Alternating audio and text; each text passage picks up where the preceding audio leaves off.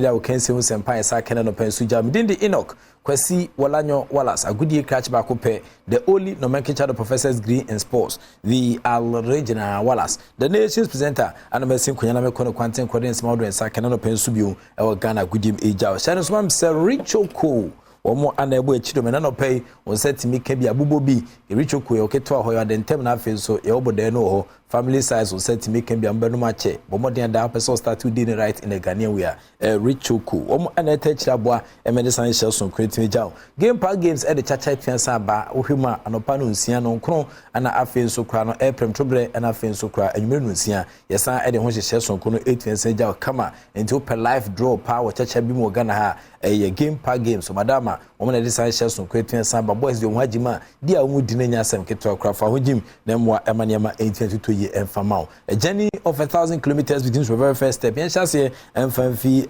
honorable Alan Kwadwo Chiremanten na enra anapapai e de tudwa setting tantun dodo afote guarantee santo so endom MPP amanyoku ni bio na no ada hwese na nema esi koso mo koma batuma e de fa ne kon ho a otimi sampa ne anje san hye sonkono papai kana ba kwese mo chese 2008 kra no we ne sapusu no emoja amanyoku ne ho esande to ne die se na nema esi ko atiri ni movement a wo de beboa ema nema etia koyi e de ama Ghana for na a movement for change party and nei wo de aba ne kasem no ana de hye sonko etia sa tudwa se nyame adom na bibia timi esa betwem ehum ne ham na etia sa tu na ekoda na obeboa ama Ghana etia sa koedia obehwe na Ghana yetimi enya world air class air sports facilities e de bebo adwuma eno achi ko be san shamanfo nso nkran se be ya omso nya sika dwetria omo de be sha gudinim na aboa ema sports e wo Ghana no aikra behwe.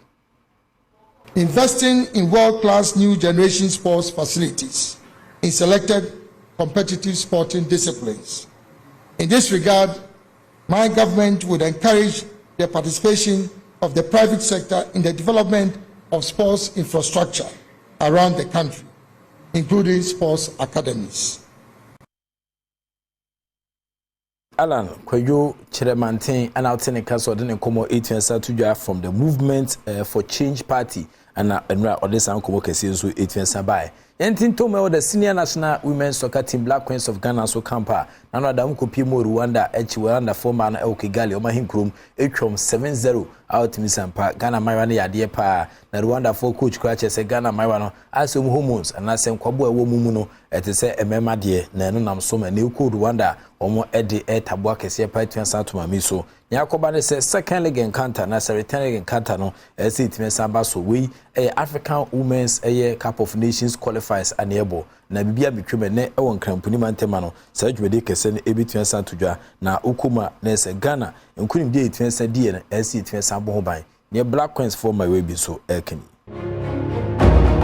ti Bonifita Nora Hotel on coach Penyipa Adema the senior national women's soccer team Black Queens of Ghana ana oka brofo seni krum kasa German kasa no ana ode ne hyehyɛ anyame adom na ode gu akwamu ede ekohye Rwanda for no enso 8 to your first league encounter na 7-0 in favor of the senior national female team Black Queens of Ghana. If you find ni chiremu match day 2 akensi baako kansensemu Ghana Premier League menra empemfo emasa akensi ni team to fam Accra Lions nkrajata wo mo Lagos City se twemeka baako a wo mo antimi ante na hwese na nema esie koye ana de Lagos Cities for 80 show with amotum sedundo no mo mu ekaba comment me ante Accra Lions for coach friend say Ibrahim Tanko amafo be kan no na oy assistant coach Edema Cameroon national team no sabe assistant coach 1 Edema the senior national soccer team Blasters of Ghana another and for SA the national under 23 team ne team sama pay na so de kubu kef kakra na ne nkoma odija after senra or record of victory over Lagos Cities.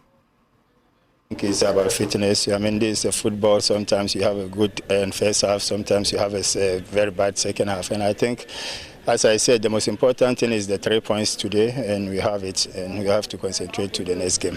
We want to be consistent in the both half, first and second round. So we are working on it, and we're sure that this season is going to be better. Titanko Ibrahim Accra Lions for coach Nathan Council den komo Asia after so record of victory no over Lagos Cities. Now Lagos Cities for assistant coach and friend Tahiru Yusuf Amadou on also Eden komo Hakret say Jason Okono Eko Edemano.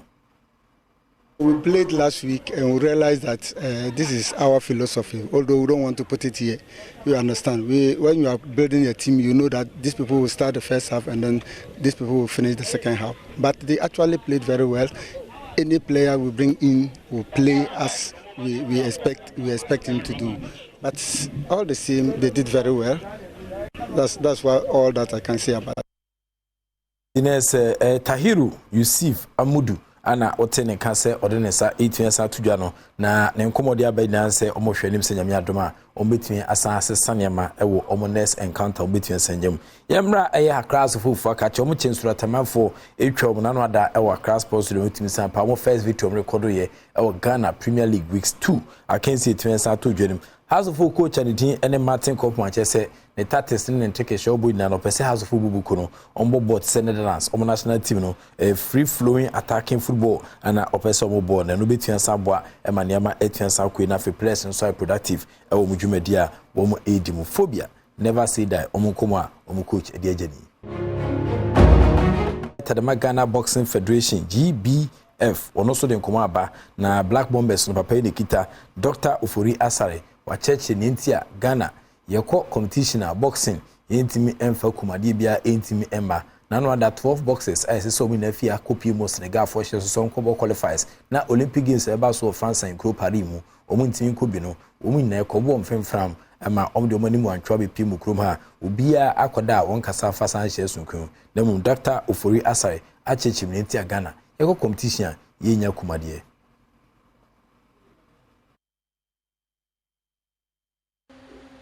So me show from different angles. I say build the capacity in terms of participating officials. Okay. I say other facilities in there. They say you tell me Badwam boxing arena. You can see some of the people. But there are other things to say. You call competition. Ayana yediania to athletes ne person. Okay. Then we forget the officials. So okay. Sometimes class cotton they don't to say I don't know officials be play as some the athletes but it say nya participating officials. Okay. Officials they play a role our competitions no. Now those officials no I say yeah harness you get talent. They are building them up because you know, once you have a this competition, other people will play the officiating roles and they will have power to take decision against you. Sabiano also play major role. Emma sometimes you tossing because you know, so we share even in all our sports. When you look at the officiating aspect now, it means that capacity level, young sports, you need a NIPA by representing internationally proper. People who play key roles at decision making. Yeah. And who here, so people develop sports. Sports now. Sanyamano, who here. Apart from that, exposure. Continuous. And you must say now, okay, sometimes boxers say competition.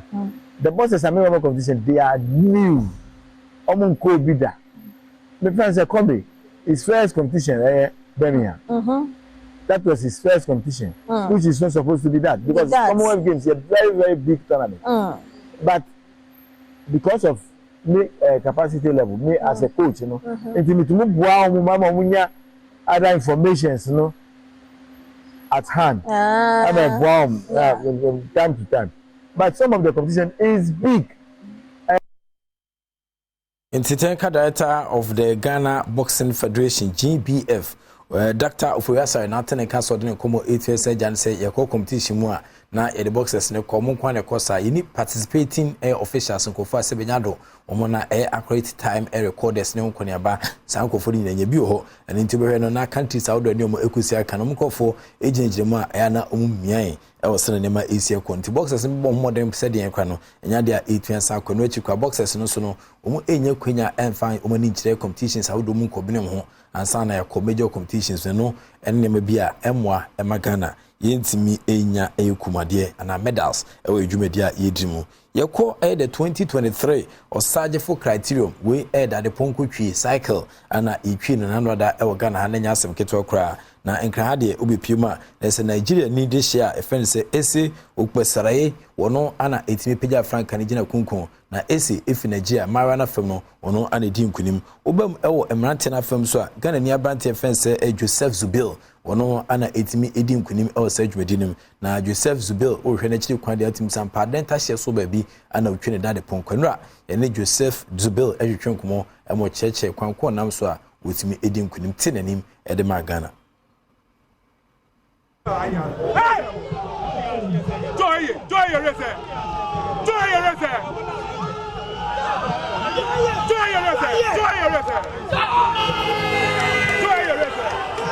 With the dedication and then, you know, the hard work, I made it.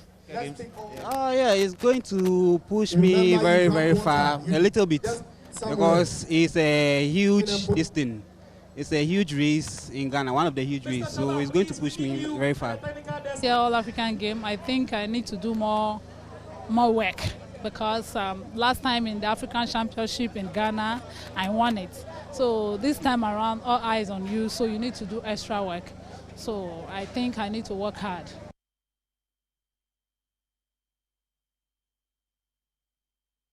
The third edition of the Osagefo Criterium 2023 it means abaso ewo Accra Sports Stadium cycling circuit and a Sajumedi kese it means ato fam Joseph Zubil wono ana pija Frank anegina kunkonte Ghana nim ewo Sajumedi kese a eno so it means ato fam ni mu we su na megina na me de den so mesoma me besum ya wo kansi no ebetimi asi sha no soma me se Richoko osmosis ebe wa Richoko ne no a ana omudi bi beka ayekuku omudi bi betimi asaka mutu masadi bi so atimi asaka banku Richoko ebo adwuma too much ye oketwa ye wadantem anafe ye obode no ho satimi ka bia obebo no menye bomode da person start with the right bomode da son sabiti aka Richoko eno ana beti aboama ne ma etia kwedi ama game park games the chacha so kwetun samba boys dia edi chacha na enya asem ketwa na odo hoji game park games anso beti ensa dibi eni team stra draw no eba so ewo eye Adom TV 9-6 ana afin so kwa hwese Messi koso aprem tobre na yasande atentam so edi ama game park games boys dia edi no enya asem kuma we mu ene sponsors no emu etuturu to ni etwetwuru twa mo tachira boa emena no penso edi awo kensi unsempa saka 8 mejao within the Enoch Kwesi Walanyo Wallace a good catch back up and I'm generally of course evidence based presentation it mejao erade entine ni ma onyo kese nfi be nda soni na onfa ko ba bi ni da so the act of being a good guest is to not to say goodbye.